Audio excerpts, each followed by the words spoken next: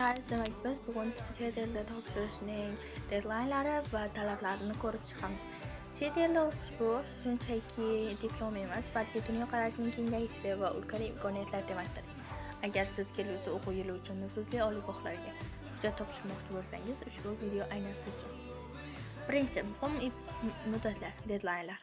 Xalqaro universitetlarda vaqt eng oliy hakam, asosiy muddatlarni o'tkazib yuborish kechirib bo'lmas xato. AQShdagi top universitetlarda early decision erta qabul 1-noyabrdan boshlanadi va javoblari 1-dekabrdan boshlab chiqa boshlaydi va agar siz early decisionga ulgurmasangiz yoki uni o'tolmasangiz, regular decision asosiy qabul 1-yanvardan 15-yanvargacha bo'ladi va bu decisionlar, qabullar 11-sinfda o'qiyotgan paytingizda bo'ladi, uni bitirib emas. Undan tashqari Buyuk Britaniya, Oxford, Cambridge'larda 15-oktyabrda boshlanadi, ammo juda erta tugaydi.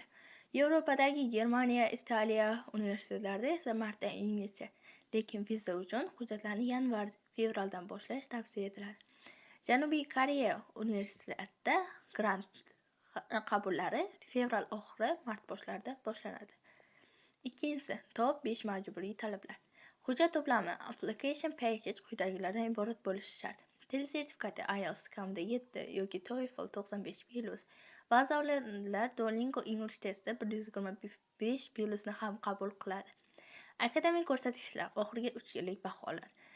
Matematika yo'nalishi uchun SAT 1500+ balli sizni raqobatchilardan bir qadam oldinga olib chiqadi, ya'ni exception ratingizni oshirib beradi.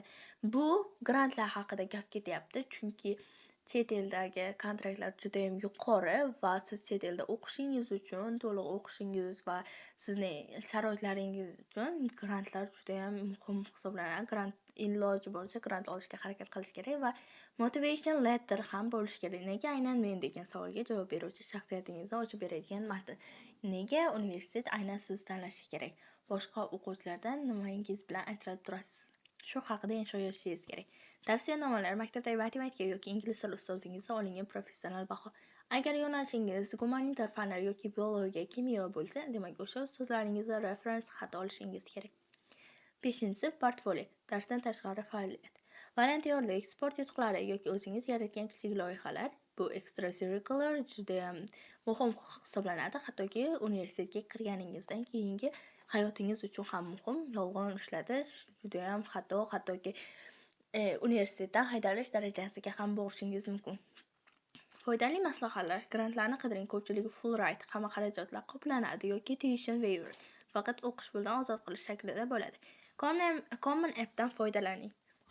Common App platformasida AQShdagi 1000dan ortiq universitetlarga bitta platforma orqali hujjat topshirish mumkin. Undan tashqari tanlamoqchi bo'lgan universitetingizning yoki tanlagan universitetingizning hayot tarzi, turmushini ko'rib borishingiz mumkin.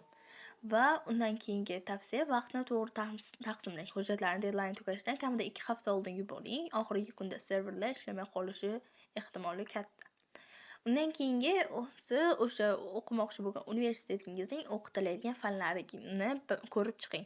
Chunki ba'zi bir universitetlarda din majburiy fan sifatida o'tiladi va bu albatta universitetdan keyin chetlashtirilasiz. Agar siz o'sha fanga kirmasangiz, misol uchun xristianlik dinini, yahudiylik dinini, bu yilingizni, bir yilingizni yo'qotgan hisoblanasiz va undan keyingisi o'qimoqchi bo'lgan universitetingizning mahalliy fuqarolarini, crime rate'ini Google'dan qidirib qiziqib ko'ring. Chunki ba'zi bir universitetlar joylashgan hududlarda crime rate juda ham yuqori. Bu esa sizning xavfsizligingizning ehtimolli susayishiga olib keladi. Xulosa qilib aytganda, muvaffaqiyat kaliti bu erta tayyorgarlik. Bugun til o'rganishni boshlasangiz, ertaga dunyoning eng yaxshi auditoriyalarida dars tinglashingiz mumkin. I'm willing to keep going. I'm willing to listen to what others have to say. I'm willing to go forward.